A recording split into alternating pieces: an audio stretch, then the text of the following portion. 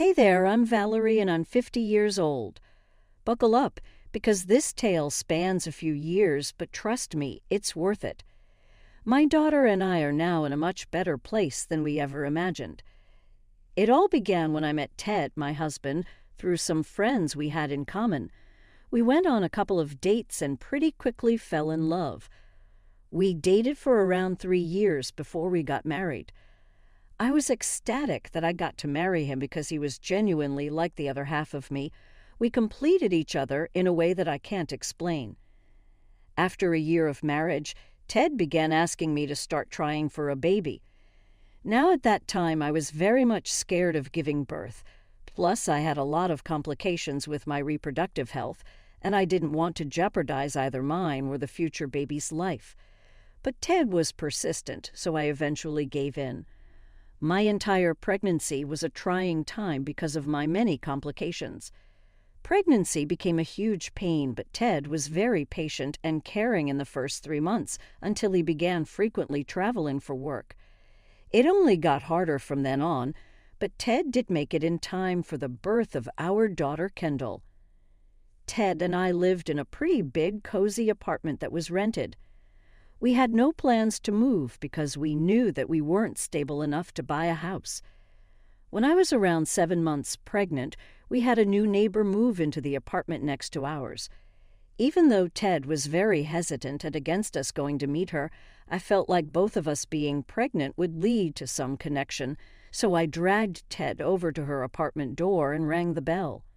"Hello, I'm Valerie and this is my husband, Ted. We're your neighbors and we just wanted to introduce ourselves.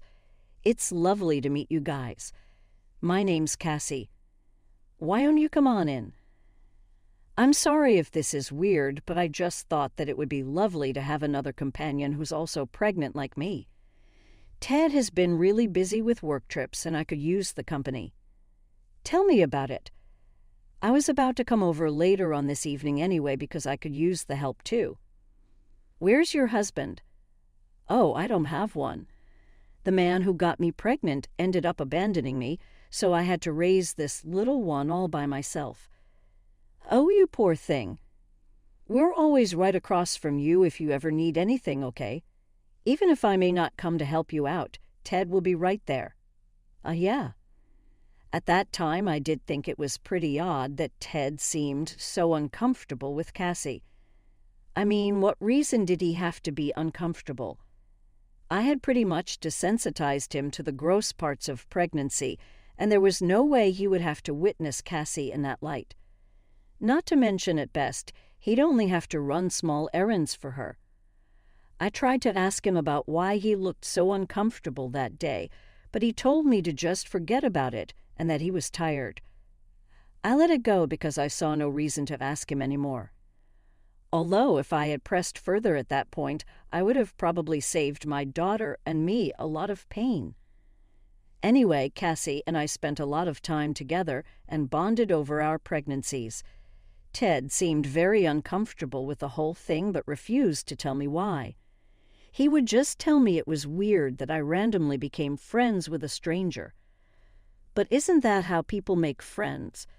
After I gave birth to my daughter Kendall, life became even fuller. Ted and I got really busy with adjusting to our new routines, but we also kept Cassie in mind. I mean, I barely managed to get through my pregnancy and I had Ted's help. I couldn't imagine what it must have been like for Cassie. Anyway, 3 months after I gave birth, Cassie did too, and she had a baby girl named May. Since we lived so close together and our kids were so close in age, the two of them grew up really close. We would have a bunch of play dates for our girls, which I have to admit, we also used as downtime for us.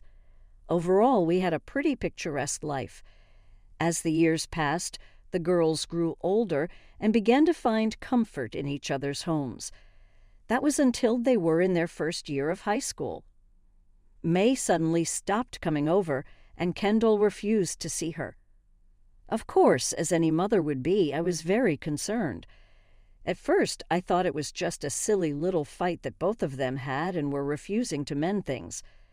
But then months passed, and the animosity between them only grew worse. So I sat down with Kendall one night and asked her what had happened. "Honey, I know you don't want to talk about it, but could you please tell me what went down between you and May?" "Mom, I don't want to talk about it." "I know, but you guys used to be such good friends. Hell, you grew up together. What happened?" "Look, I wish I had the answer to." "Okay." "Huh. What do you mean?" "I don't know, Mom.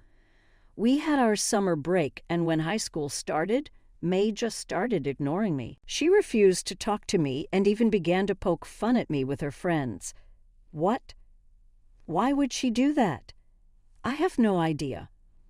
I tried to talk to her many times, but she would either look at me with disgust or she would mock me and make fun of me." "Oh, honey, that's horrible. Do you want me to speak to Cass?" "No, please don't.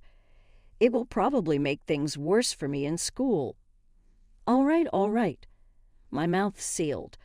"But if May ever does anything too bad, you need to promise me that you'll come tell me about it." "I promise." Curiosity was annoying at me.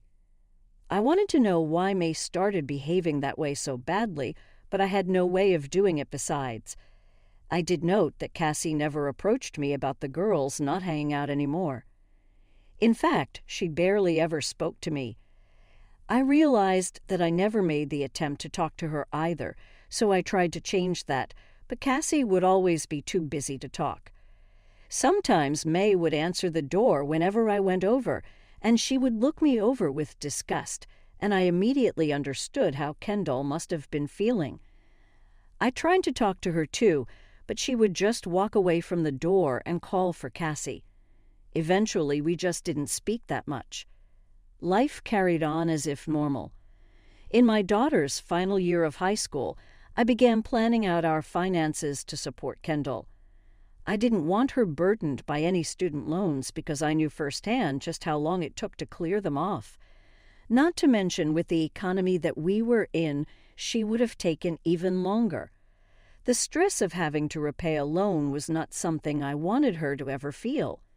That was why Ted and I planned way ahead and began saving a year before Kendall was born.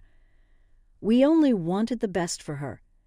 She knew about this savings account we had for her, and she knew just how much was in it. There was enough money in it to allow her to go to an Ivy League and still have some left over for her to use however she wanted.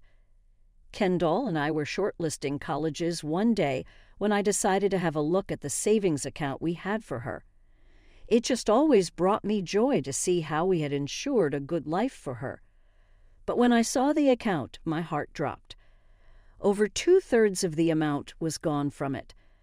I tried my best not to freak out in front of Kendall, but I did ask her to go to her room because I had some things to take care of. When she left, I began fully losing my mind. Where could so much money have gone? I looked at the transaction history and saw that it had been withdrawn at an ATM. There was only one person other than me who had access to this account, and that was Ted.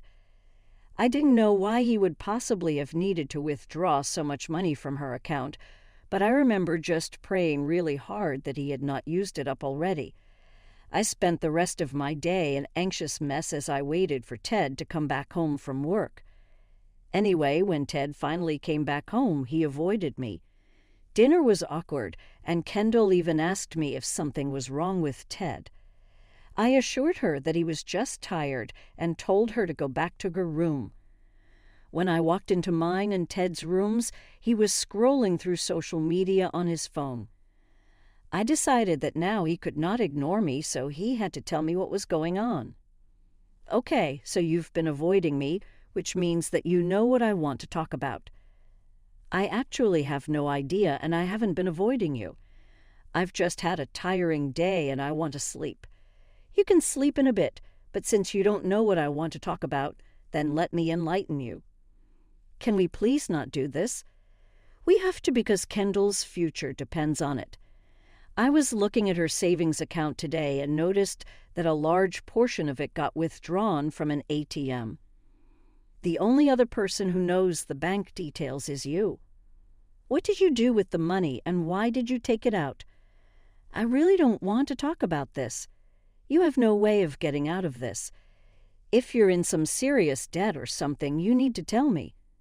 No, it's nothing like that. I just needed to do something out of the goodness of my heart. Goodness of your heart? You can do those things out of your own pocket. You don't steal from your daughter for that. I didn't steal from her. The money is ours until she turns 18. I also contributed to it, so I get to withdraw from it. Kendall turns 18 in 2 months. Do you even know how happy she's been because she was thinking that she could go to Harvard to study law? How could you jeopardize? When you say goodness of your heart, are you talking about Cassie and May? Yes, they were struggling. I wanted to help them out, so I decided to give them our daughter's money. You could have asked me. We could have helped them out separately, and while it may not have been this big of an amount, some help is better than nothing. Look, May wanted to go to a really good university that even we had no way of contributing to. I happened to meet Cassie the day before yesterday, and she was crying about how she was struggling to tell May that she wouldn't be able to get what she wanted. I just felt bad, so I gave her the amount of money she wanted. Valerie, what about Kendall? What are we going to tell her? She's known for years the amount of money we saved up for her. She's worked hard and studied her bus off for years just so she could go to an Ivy League. What are we going to do about that? Kendall's a smart kid. I'm sure she'll get a scholarship. At that point, I did not want to see his face. I was so filled with anger and resentment against him. I couldn't believe that he would have done something so cruel to his own daughter. I mean, yeah, I felt bad for Maeve and Cassie, but Cassie also had the responsibility of telling her daughter their reality. It felt almost predatory, like she purposefully cried in front of Ted about her problem because she knew that Ted would do anything he could to make her feel better. I slept in the guest bedroom that night. I had a very fitful sleep, but somehow I managed to sleep. I woke up the next morning and Ted had gone to work. I decided that I should try and get the money back from Cassie. I waited until Kendall had gone off to school to go over to Cassie's place. Hey, Val, sorry, I'm in a bit of a hurry right now. I need to get to work. Oh, it's okay. I just needed to ask you something pretty small. All right, what is it? Ted lent you some money the other day, and I just wanted to ask you if you could give it back. That was a huge amount from Kendall's university savings that we had started for her before she was even conceived. Ted took it without informing me. What? Oh, no, I'm so sorry that Ted did that to you. I would never have taken the money if I knew that it was Kendall. Yeah, so could you return it? I really, really wish I could, but since Ted gave me the money, it's mine now. Not to mention, I've already used a sizable portion of it to get Maeve into her dream college. Well, just give me what's left then. No, like I said, that money is mine now. I'm sorry that something this horrible has happened to you, but I can't give you the money back now. If you'll excuse me, I'm running late. I was shocked at the way that Cassie was treating me, especially after the fact that we had been living next to each other for so long that we were practically family. I never thought that she'd have such an ugly side to her. I wanted to scream and rip my hair out in my anger and frustration. I went back into the house and finally made myself some breakfast. As I ate, I contemplated all the options that Kendall had. The money left in Kendall's savings account was enough to get her through community college at worst, maybe 1.5 years through a good university. I figured that the least that Ted could do, since he gave away almost the entirety of Kendall's savings, he could stop paying for her college. He had quite a few assets that he could sell to pay off her education without letting her fall into debt. I felt like that was the least he could do to make it up to Kendall, because I knew that she wasn't going to take the news well. That evening I broke the news to Kendall, and she was furious. She cried a lot, and I cried with her too. I couldn't imagine how she had been feeling, but I also knew that I shared a portion of that feeling. Kendall acknowledged that I had nothing to do with it and told me that she was in no way mad at me, just her dad. When Ted came home that evening, she went to her room and locked herself in there. Ted didn't even question where she was, and I assumed that was because he figured that I told her about what had happened. In fact, he barely even looked at me, which was good because I wanted the guilt of his actions to consume him wholly. But I knew I also needed to establish our plan for Kendall going forward. So what are we doing for Kendall from here on? What do you mean? I thought we established that she'd get into college with a scholarship. Even so, we need to have some backup plan in case that doesn't pan out. It will. There's no need to worry. I've seen kids with half her wit get full rides. It'll be a piece of cake for her. That's very wishful thinking, Ted. There's no way we can rely on that. I've come up with a plan for you to pay for college. Me? Well, both of us, but you have to put in more because you were the one who gave away her money. And since you believe that you contributed that much, I think it's only fair for you to pay that much more than me for Kendall's tuition. Hell no. I'm not doing any of that. Kendall can either get a full ride or she can take a loan and work it off like everyone else. How are you more sympathetic to two people who have become strangers to us than to your own family? What is wrong with you? Look, I don't care what you say, but I'm not paying a penny for Kendall's college. She can use what's left, and you can help her if you want. In my opinion, she should apply for all the scholarships she can. That's it. Good night. I was beyond upset and frustrated at the way Ted was behaving. How could he put someone else's daughter over ours?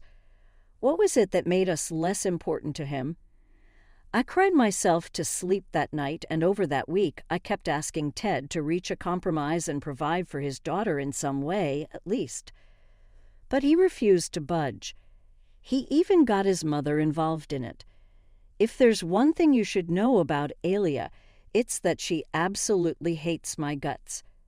She can't stand me, and she makes it known in every way possible, from insulting me to downright physically hurting me by accident. Alia loved to go against everything I said and did, even if I was the right one in the situation. So with Alia on his side, Ted saw no reason to give in to my demands. Kendall completely stopped talking to Ted and Alia. She refused to even acknowledge them, and neither of them had a problem with that. The both of us worked hard together to get her into a good college, and as luck would have it, she did end up getting a pretty good scholarship at an Ivy League. The scholarship covered about 75% of her tuition, and I could easily cover the rest for her. She would only need to work to support herself, which she was more than happy to do. Kendall always had a big passion for law, and that was what she did for the next 5 years. She rarely came home. Instead, I flew over to visit her. Life at home was unbearable, to say the least. Alia moved in with us and constantly tormented me. Ted and I stopped talking and lived like we were roommates. It was only a matter of time before one of us initiated a divorce. I stayed because I knew that getting a divorce would severely dent my finances, and Kendall had dealt with enough issues regarding finances. After Kendall graduated from college, she got herself a good job and started to finally settle down. That was when I initiated the divorce filing. But before I handed Ted the papers, I wanted to save up a good amount of money so I had something to fall back on. And that was it. I took another 2 years to get out. Just a few days before I was going to hand Ted our divorce papers, Kendall suddenly showed up at our house. I was surprised, but also really happy to see her.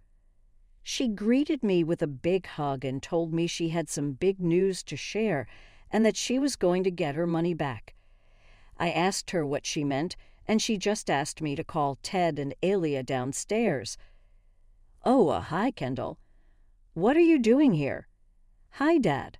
Well, nothing much, actually, except I happened to find something really interesting. You're a disgusting lawyer. Why have you brought your filth into this house?" "I would shut my mouth if I were you, Grandma. There is no way to speak to your grandmother." "Whatever. You guys died to me the day you stole my money." "Dad, your dad did not steal anything from you. He only helped a struggling child. But of course, you and your mother can't seem to see what goodness really is, right? Would you call supporting your affair child over your actual child goodness? A fair child? What on earth are you talking about? Kendall, what I'm talking about is that I have 2 DNA test reports stating that Maeve is your child, Dad." "What? What are you saying?" "Those are fake." "I knew you'd say that. That's why I got 2 tests from 2 different, very acclaimed places. How did you manage to find that out?" "Well, Mom and I got in contact after I graduated, and after we went drinking, she confessed everything to me. She felt horrible about how she dealt with it, so she made it up to me by agreeing to do a DNA test. I can explain, Valerie. I met a woman when I went on my first business trip when you were pregnant, and after drinking a bit too much, we slept together, and then it sort of became a habitual thing. She got pregnant and decided to move in next to us. I had no choice." "No, you had a choice and you made it. I was going to do this later, but here are the divorce papers. You deserve nothing." "I fully agree with Mom, which is why I'm suing you, Dad, for stealing my college fund. See you in court." I couldn't believe what my life had come to. So that was why Ted had always been so uncomfortable around Cassie and Maeve.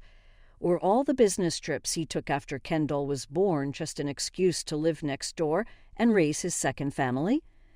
How filthy of a man was he to go and sleep with someone else when his wife was struggling with her pregnancy back home? I was filled with pure rage, but I was also relieved that Kendall was taking proper action against Ted's misdeeds. In the trial that happened after, Mae herself testified to Ted's involvement in her childhood and all the lies that he had spewed to keep her a secret. Apparently, he had given Kendall's money to Cassie because she threatened to out his secret to us if he didn't. She also told him that if she found out that he paid for Kendall's college, she would out him. She was jealous that my daughter was doing way better than hers, and this was her solution. The judge ruled in Kendall's favor, and Ted was ordered to pay her back and also pay back any loan that she may have taken to fund her education. Kendall and Ted worked out a payment amendment and deadline, and that was that. Kendall also helped me find another job closer to her and helped me move in. Ted signed the divorce papers without a fuss, and in just a few short days, so much changed, but all of it was for the better. I am now in a much happier place, and I'm overjoyed to see my daughter thriving and accomplishing more than